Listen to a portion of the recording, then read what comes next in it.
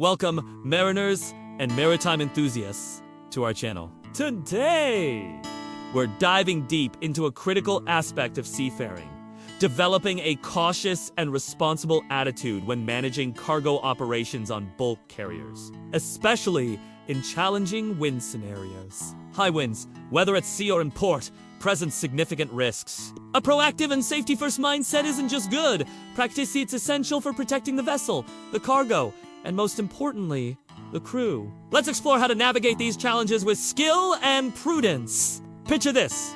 A Cape-sized bulk carrier, laden with coal, is slicing through the Pacific Ocean at 12.5 knots en route from Australia to Japan. It's 0400 hours. 300 nautical miles northeast of Guam.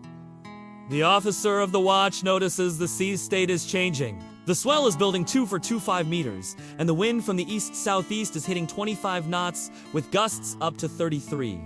The master is on the bridge, reviewing the latest weather charts. A low-pressure system is developing, and it's set to intensify over the next 6 hours. The master immediately emphasizes caution. The apparent wind along their current track is projected to reach a fierce 35 to 40 knots. This isn't a time for risk-taking. The safety of the crew and the stability of the cargo are paramount. The master instructs the third officer to plot an alternative track, one that will navigate them away from the peak wind zones. He also alerts the chief engineer, requesting a ballast adjustment to improve the vessel's stability against the increasing roll. The chief mate quickly presents a solution. A 12-degree deviation to the north. This course change will reduce their exposure to the strongest winds, though it will delay their arrival by about 5 hours. A small price to pay for safety.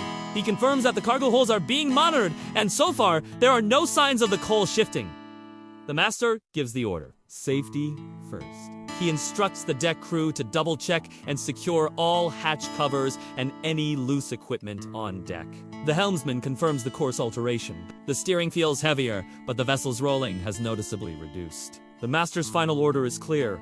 Log the vessel's response, wind conditions, and chart updates every 30 minutes, and maintain a vigilant lookout. This proactive response is a textbook example of responsible seamanship. By anticipating the weather's impact and making timely adjustments, the team has successfully mitigated the risks of cargo stress and ensured safe handling of their massive vessel. Now, let's shift our scene. The same bulk carrier has arrived at the port of Long Beach, USA. The mission here is to discharge its coal cargo and then load grain, but the weather challenges haven't disappeared. The port's meteorological office has issued a forecast. Crosswinds from the northeast at 18 to 22 knots, with gusts predicted to hit 28 knots right during their scheduled cargo operations. These conditions are a serious concern. Strong crosswinds can place immense tension on mooring lines, make the gangway unsafe, and crucially, affect the stability and operation of the shore cranes. Once again, the master and chief mate adopt a cautious and methodical approach. The chief mate briefs the captain on the forecast, highlighting the risks to the cranes and gang. The master's decision is swift and clear. They will reduce the cargo transfer rate immediately. If wind gusts exceed 25 knots, all operations will be suspended. He orders the mooring lines to be double-checked and reinforced, and restricts all non-essential personnel from being on the open deck. Communication with the shore side is key. The master informs the terminal supervisor of their plan. The supervisor agrees. Operations will proceed at a reduced rate and will halt if the wind gusts exceed safe limits. The ship's safety officer is on deck, ensuring everyone is wearing the correct PPE. Lifelines are in use, and all hoses are secured. He's keeping a close eye on the crew's activities. The bosun confirms his team has been briefed on the extra safety measures and that all deck equipment is secured. The master's final instructions are to maintain continuous weather monitoring, log all conditions and operational changes, and have the emergency shutdown procedures ready to be activated at a moment's notice. This scenario highlights how responsible management in port involves a coordinated effort between the ship's crew and terminal staff, all guided by a commitment to safety over speed. So, how do we formalize this cautious attitude? It starts with a thorough risk assessment. Let's break down the hazards. While underway in high winds, the risk of cargo stress is high.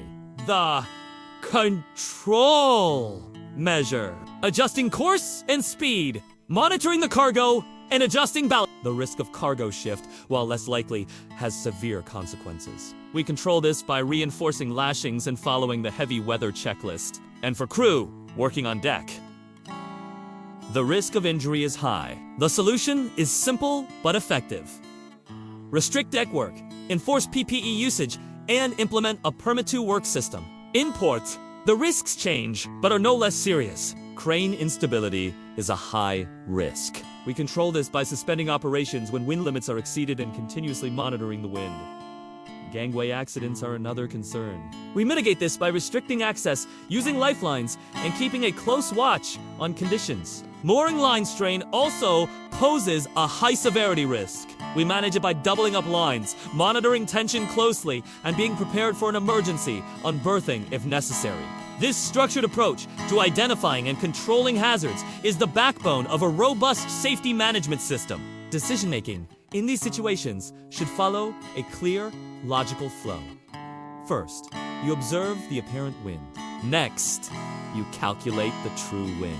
Then, you compare this data against the vessels and the port's operational limits. Based on this assessment, you decide on the next steps. If you're underway, you might alter course or reduce speed, secure the deck and cargo, and then continuously monitor and log the situation. If you're in port, you might reduce or suspend cargo operations, monitor moorings and crane activity, communicate with the terminal, and maintain constant logging and safety checks. This flowchart provides a clear mental model for making sound decisions under pressure. Let's test our knowledge with a few questions. First, if wind gusts exceed the crane's operational limits during loading, what is the correct action? The answer is B. Halt operations until conditions are safe. Continuing would be a dangerous gamble. Second, why is adopting a cautious attitude in high winds so important? The clear answer is B, to ensure the safety of the cargo and the crew. Schedules can be adjusted. Lives and assets cannot be easily replaced. And finally, why are weather charts so important? The answer is D. All of the above. They help predict conditions, enable safe navigation, and assist in planning our operational limits. To put this into practice, toolbox talks are invaluable. Before starting any operation in potentially windy conditions, gather the crew, review the forecasts, identify the specific hazards for the cargo and personnel, and discuss the operational limitations. Go over PPE requirements and safety measures. And most importantly, empower every single crew member with stop work authority. If anyone sees something unsafe, they should feel confident to speak up. Drills are also crucial. Run a high wind drill while underway. Simulate a course alteration. Have the crew practice securing equipment and test your enhanced monitoring procedures. In port, run a cargo suspension drill. Practice stopping operations, doubling mooring lines, and executing emergency shutdown procedures. These drills build muscle memory and ensure everyone knows their role when a real emergency strikes. This entire approach is built on a foundation of knowledge, understanding, and proficiency. Knowledge means understanding wind's impact and being able to interpret weather charts. Understanding means linking those predictions to operational decisions to prevent accidents. And proficiency is the ability to actually execute those decisions, adjusting course, communicating effectively, and maintaining meticulous logs. This commitment to safety isn't just a company policy. It's aligned with a host of international conventions, from STCW and SOLAS, which govern navigation and safe operations, to the ISM Code for risk assessment and MARPL for environmental protection. Even MLC, ILO, and OSHA play a role in ensuring crew welfare and safe working conditions. Compliance with these standards is not just about avoiding penalties. It's about upholding our professional responsibility as seafarers. The key lessons are clear. A cautious attitude is non-negotiable in windy conditions. Early and decisive adjustments to your plan are what reduce risk. Continuous monitoring is your best defense against surprises. And above all, safety must always override the schedule.